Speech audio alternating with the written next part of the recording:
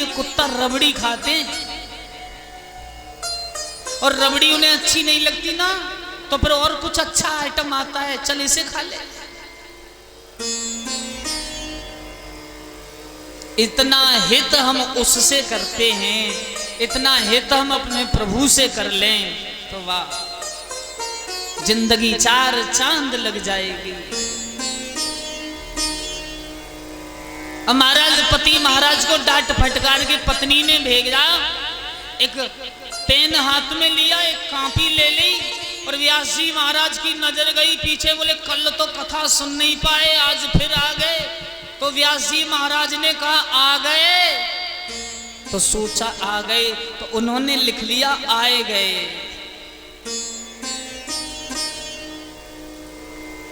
पलोती मार के बैठे, तो व्यास जी बोले बैठ गए भैया, उन्होंने लिख लिया बैठ गए।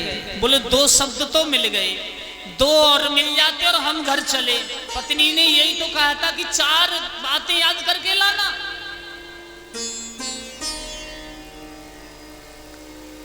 काफी समय जब हो गया ना, तो उन्हें निंद्रा आने लगी, उठे थोड़े झुके, बोले झुक गए, तो उन्होंने वो भी लिख लिया झुक गए। सोचने लगे तीन बातें हो गई, अब कल लाऊंगा, एक बात कल मिल जाएगी। तो उठ के चले, तो व्यास जी महाराज ने कहा चल दिए, तो उन्होंने वो भी लिख लिया चल दिए।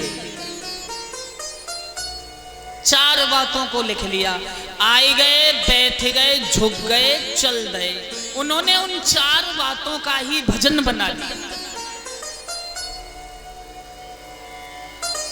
पत्नी ने कहा कुछ लाए याद करके, बोले दिमाग खराब ना करो,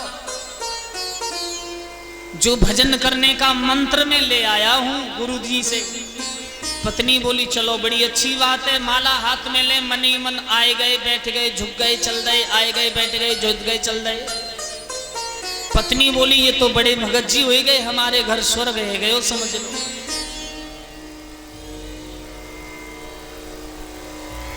आधी रात है, 4-5 चोर चले, मोहल्ला में घूम रहे, सोई सेठ जी के दरवाजे में प्रवेश करो। भगवान की कृपा ऐसी भई कि सेठ जी की तभी थोड़ी आंखें खुल गई। तो सेठ जी सोचने लगे चलो नींद नहीं आ रही तो भजन ही कर ले। करवट लो सेठ जी ने, आए गए। चोर सोचने लगे जाने देख लो, बोले यहीं झुक जाओ।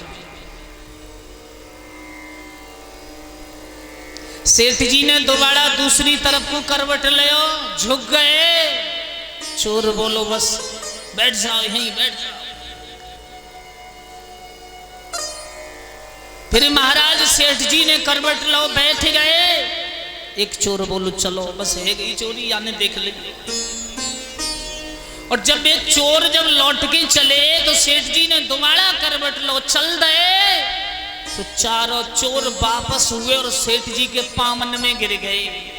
क्षमा कर दो, किसी से कहना मत कि ये चोरी करने आए। सेठ जी बोले क्या हुआ? अरे क्या हुआ? बोले हुआ कुछ नहीं, हमें छोड़ दो, बस किसी से जिक्र मत करना सुबह को। अरे बोलो बात क्या है? जो अड़ोस पड़ोस से भी और लाए थे धन चोरी करके ना, एक चोर ने सब लिया, सेठ जी को दे दिया, ये पकड़ो, लेकिन किसी से कहना मत। और चोर भाग खड़े हुए। सुबह सेठ जी फूले फूले फिरे। सेठानी बोली कहा मिल गयो? बोले गुरुजी को ऐसो मंत्र 3 दिन में ही सिद्ध है गयो, ये धन की सब वर्षा है गई घर में।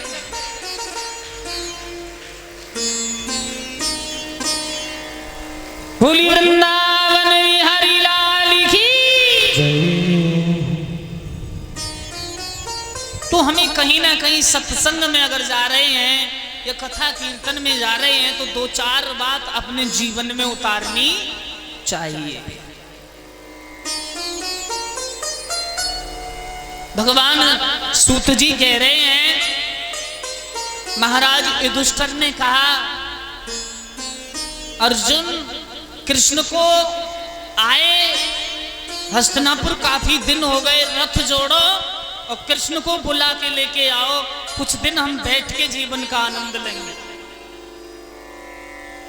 रथ जोड़ा, द्वारिका में जब रथ पहुंचा ना, तो वहां क्या था, दुर्वासा ऋषि के श्राप से 56 करोड़ यादव एक दूसरे से भिड़ भिड़ के कट के सब मर के समाप्त हो गए, कोई नहीं बचा।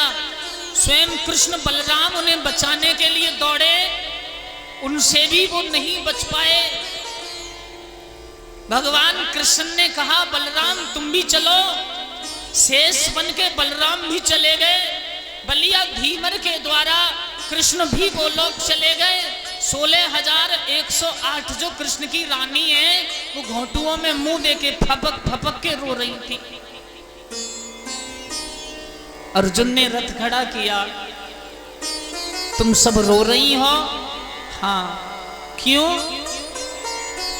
इसलिए रो रही हैं, अब हमारे प्राणेश्वर नहीं रहे। अर्जुन ने 16,108 सब रानियों को रथ में बिठा लिया और कहा चलो मेरे साथ, सबको मैं हस्तिनापुर में सबका पालन करूंगा। भगवान कृष्ण ने सोचा अर्जुन तेरे लिए अहंकार हो गया, बड़ा अहंकार हुआ, तू इन 16,108 को पाल देगा, इतना अहंकार तेरे अंदर।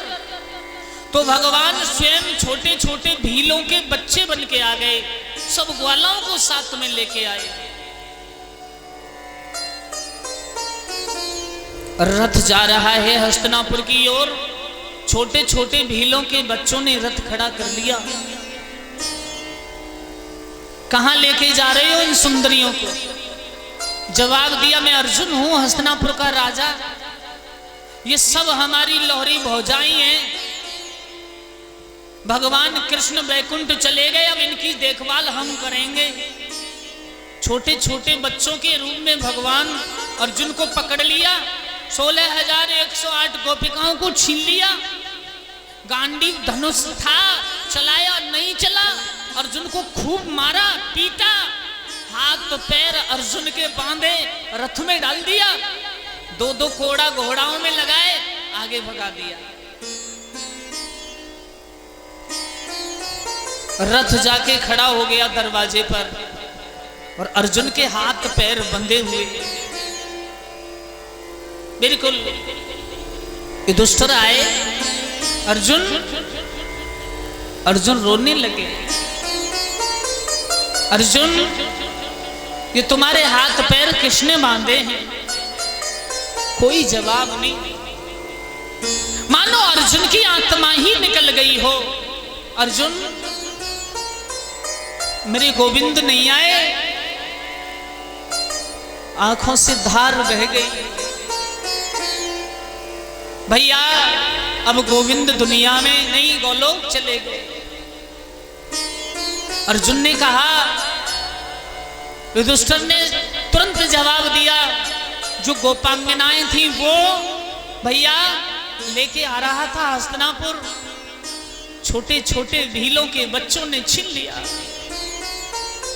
गांडीव धनुष भैया नहीं चला, कृष्ण की माया कृष्ण के साथ तो चली गई, अब मिथ्या हो गई। कुंती ने सुना मेरे गोविंद नहीं रहे, जमीन पर गिरी, दहाड़ मार के कृष्णा, बस प्राण निकल के वैकुंठ की ओर चले गए। जिसके प्राण आधार ही कृष्ण हो, जिसके प्राणेश्वर ही कृष्ण हो, जिसके प्राणों की मणि कृष्ण हो, वो मणि अगर नहीं मिले तो वो सर्प कैसे थरथराता है।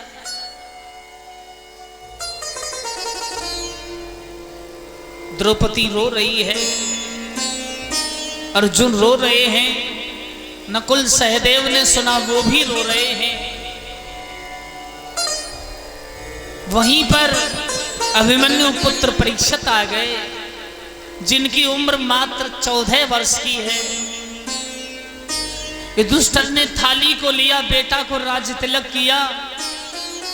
हाय कृष्ण, हाय कृष्ण, हाय कृष्ण, हाय कृष्ण कहते कहते पांचों पांडव द्रौपदी सहित हेवारे की ओर चले गए। अब हस्तिनापुर के राजा कौन हो गए? महाराज परीक्षित अब महाराज